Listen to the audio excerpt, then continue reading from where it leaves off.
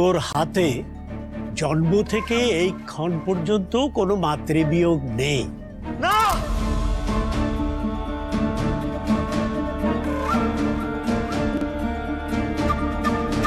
সামনেই তোমার জীবনে একটা বড় ফাড়া আছে, কিন্তু তোমার স্ত্রীর সিঁদুরের জোর তোমাকে বাঁচিয়ে আনবে সব বিপদ থেকে। আপনারা নিশ্চয়ই এতক্ষণ কিছু খাননি, তাই না? জানি, এবার খেয়ে নিন। অনি, এসে তো আমাকে এখানেই দেখতে পাবেন, তাহলে চিন্তা কিসে?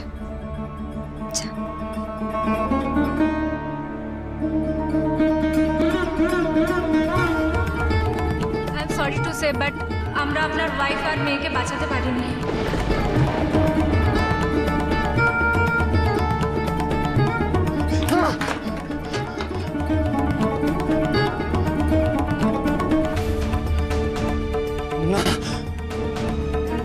গুরুদেব এগুলো কি বললেন? কি বললেন গুরুদেব এগুলো? এটা হতে পারে না। যে মানুষটাকে আজকে 10 বছর হলো আমি হারিয়ে ফেলেছি, তার বেঁচে থাকার আশা আমার মনের মধ্যে কেন জাগাচ্ছেন উনি?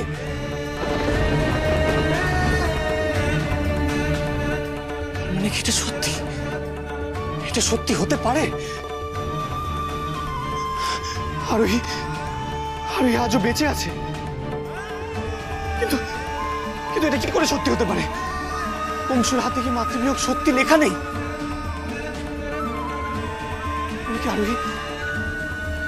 আরোহী আজও বেঁচে আছে।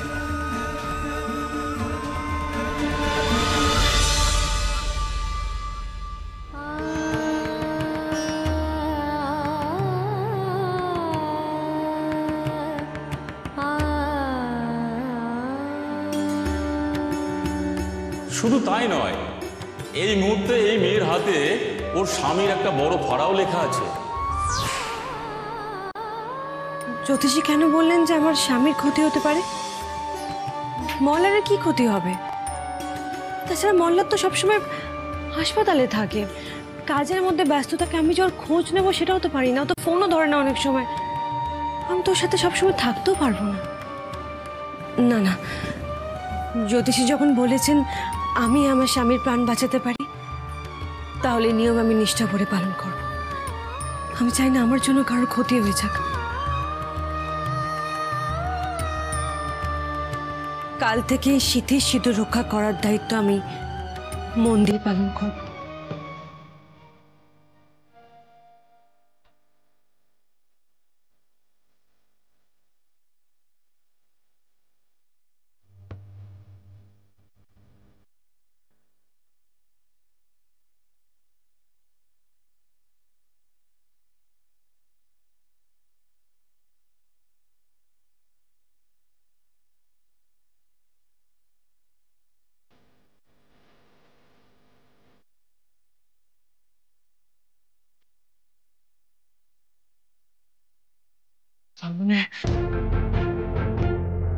তার মানে কি আমি অংশুকে টিকা দেওয়ার সময় যাকে দেখেছিলাম 10 বছর আগে গুন্ডাদের সাথে মারপিট করার সময় যে মানুষটাকে দেখেছিলাম সেটা সত্যি আরোহী?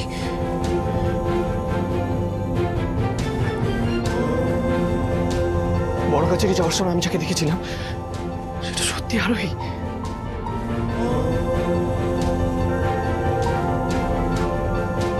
তার মানে আমার সামনে প্রত্যেকবার যে মানুষটি আসতো সেটা আরোহী ছিল।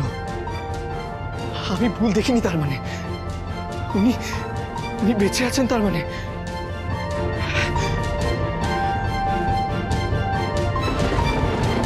না না না, আমি এসব কি ভাবছি আমি এসব? না না, আমি কেন ভাবছি এসব? আজকে 10 বছর হয়ে গেছে উনি আমাকে ছেড়ে চলে গেছেন। উনি যদি বেঁচে থাকতেন তাহলে তো একবার হলে উনি আমার কাছে আসতেন। প্রত্যেকবার আমি ভুল প্রমাণিত হয়েছি। তারপরও আমি কেন এটা বিশ্বাস করতে বাধ্য হচ্ছি যে আরোহী বেঁচে আছে? না, আমি ভুল ভাবছি।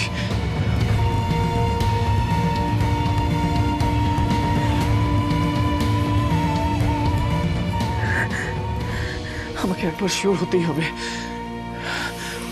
একবার আমাকে শিওর হতে হবে। আমি কাল বরং একবার চণ্ডীতলায় যাই, শেষবারের মতন আমি আরোহীর খোঁজ করি। আমাকে শিওর হতেই হবে আরোহী বেঁচে আছে কি বেঁচে নেই। তাহলে আমি এই দ্বিধার মধ্যে আর থাকতে চাই না। আমাকে আরোহীর খোঁজ করতেই হবে, করতেই হবে।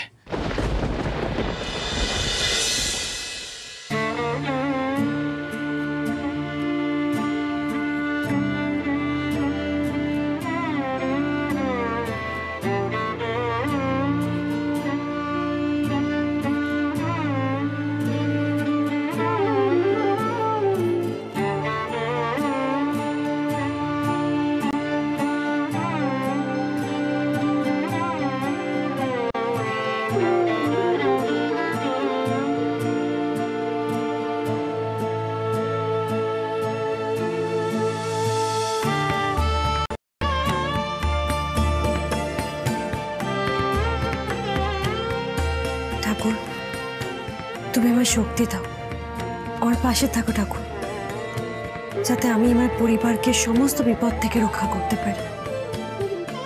আমি যেন সব নিয়ম নিষ্ঠা করে পালন করতে পারি। ঈশ্বর, আমার কোনো ভুল ত্রুটির জন্য যেন মল্লারের কোনো ক্ষতি না হয়, তাহলে আমি নিজেকে ক্ষমা করতে পারবো না ঠাকুর।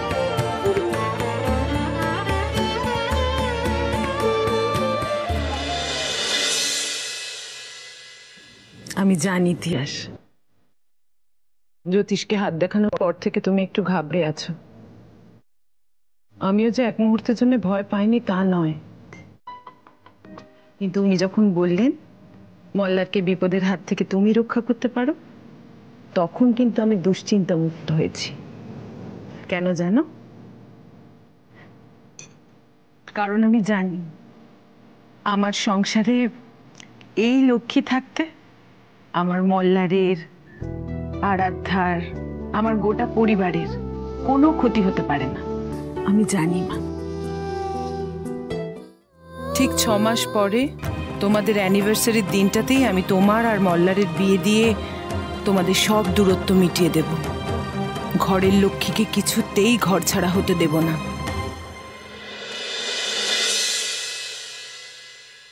দেখি করো, শোনো, একদম ঘাবড়াবে না, ঠিক আছে?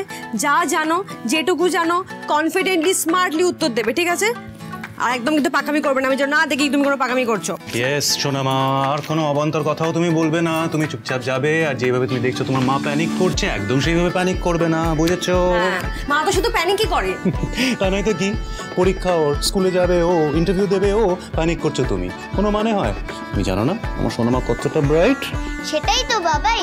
মামাম, টেকা চিলপিল, তোমার আরু এমন কোনো কোশ্চেন নেই যার অ্যানসার জানে না।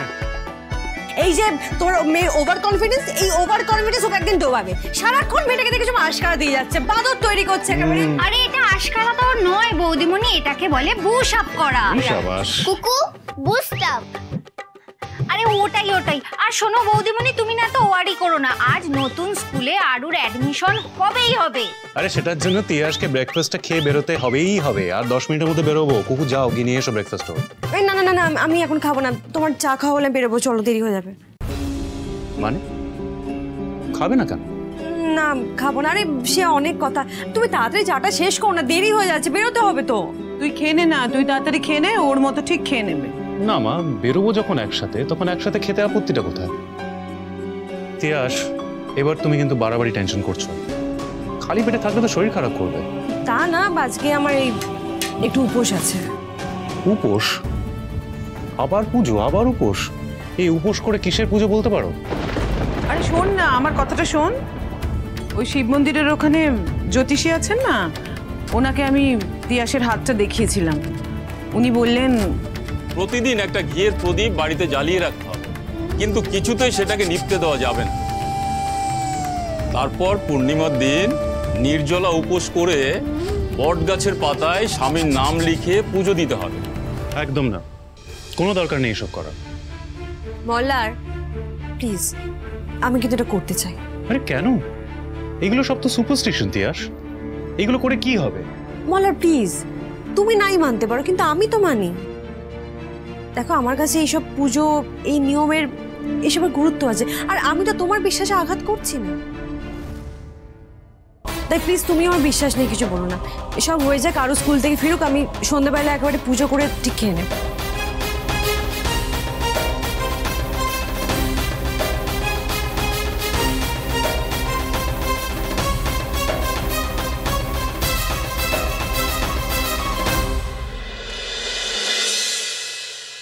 আচ্ছা শোন, তোদের দুজনকেই বলছি, হ্যাঁ, মাথা ঠান্ডা করে উত্তর দিবি। যা যা প্রশ্ন করবে সব কিছুর উত্তর দিবি। যেটা জানবি সেটা বলে দিবি, আর যেটা জানবি না সেটাই বলবি যে ম্যাম আমি পরে ঠিক শিখে নেব, ঠিক আছে? আর ভুল করেও কিন্তু বানিয়ে বানিয়ে উত্তর দিবি না, কেমন? আর সব থেকে ইম্পর্টেন্ট কথা হলো অলওয়েজ বি কনফিডেন্ট, ঠিক আছে? আমরা সুপার কনফিডেন্ট। বাবা, দুজনের কি কেতা! হ্যাঁ, দুজনই সুপার কনফিডেন্ট, যেন ফার্স্ট বলেই ওভার বাউন্ডারি মারবে। জরুর মারবে মেরে আনমোল রতন, আর ওরা ওদের পাপাইদের থেকে অনেক বেশি স্মার্ট। ইয়ে, we are extra smart. Not fair কাকিমণি। আমরাও কম স্মার্ট ছিলাম না কাকিমণি, তুমি বোধহয় ভুলে যাচ্ছ। আর তুমি ওদের একটু বেশি ভালোবাসো বলে ওদের একটু বেশি বেশি করে প্রশংসা করছো। একদমই তাই। আরে বাসবই তো। শুনুন, আপনার আসলের থেকে না সুদের দাম সবসময় বেশি হয়। বিলকুল। আচ্ছা পাপা, এবার চলো না, তো লেট হয়ে যাবে আমাদের। এগুলো দে।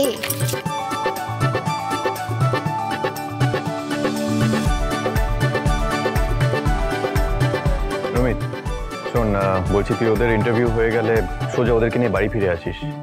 আমার একটা দরকারি কাজ আছে, আমাকে একটু বেরোতে হবে, আমার ফিরতে রাত হবে। তুই কোথায় যাবি রে? কি কাজ? না সেরকম কিছু না। সত্যি সেরকম কিছু নয় তো? আসলে পিসিমণি কাল গুরুদেব যে কথাগুলো বলেছেন সে কথাগুলো আমাকে ভীষণ হন্ট করছে। সেই এক কথা ভেবে আমি সারা রাত ঘুমোইনি পিসিমণি। কেন জানি না, আমার মনে হচ্ছে যদি গুরুদেবের কথাগুলো সত্যি হয়, সত্যি যদি আরোহী আজও বেঁচে থাকেন। এটা তুই কি বলছিস অনি? আজ 10 বছর পরে? আমি জানি তুমি কি বলবে পিসিমণি, কিন্তু ওই কথাটা আমার মাথার ভেতরে ঢোকার পর আমি সেটাকে কোনোভাবে বের করতে পারছি না। আমার মনের মধ্যে একটা কাঁটা খচখচ করছে পিসিমণি, আমি শান্তি পাচ্ছি না। তাই আমি ডিসাইড করেছি শেষবারের মতো, ফর দ্য লাস্ট টাইম, আমি আরোহীর খোঁজ নিতে যাব। 10 বছর পর, আজ 10 বছর পর কেন এই কথা আবার ঘুরে এলো? কেন গুরুদেব এত কনফিডেন্টলি বললেন যে অংশুর কুষ্টিতে ওর মায়ের মৃত্যুযোগ নেই? এই ব্যাপারটা আমাকে জানতেই হবে। তার জন্য আমি কিভাবেই হোক সেখানে যাবোই খোঁজ নিতে। কিন্তু গুরুদেব তো তোকে আরো একটা কথা বলেছেন অনি, তোর ফাঁড়া আছে বলেছেন। हाँ, और गुरुदेव बोले যে বড় ফাঁড়া আছে, তো इस हालत में इतनी दूर जाना सेफ नहीं होगा অনি। হ্যাঁ কাকিমণি, কিন্তু তার সাথে গুরুদেব এই কথাও বলেছেন যে আরোহীর সিঁথির সিঁদুরের জোরে আমি বেঁচে যাব, আমার কিচ্ছু হবে না। তোমরা ভয় পেও না প্লিজ, আর আমাকে তোমরা আটকিও না, ফর গডস সেক প্লিজ আটকিও না আমাকে, তা না হলে আমি শান্তি পাবো না। প্লিজ আমাকে যেতে দাও। পাপাই, রমি, এসো তাড়াতাড়ি। রমি চল, অনেক দেরি হয়ে গেছে, এবার আমাদের বেরোতে হবে। পিসিমণি, কাকিমণি আসছি। এসো। আজ 10 বছর পরে নতুন কোন ঝড় অপেক্ষা করছে এই পরিবারের জন্য?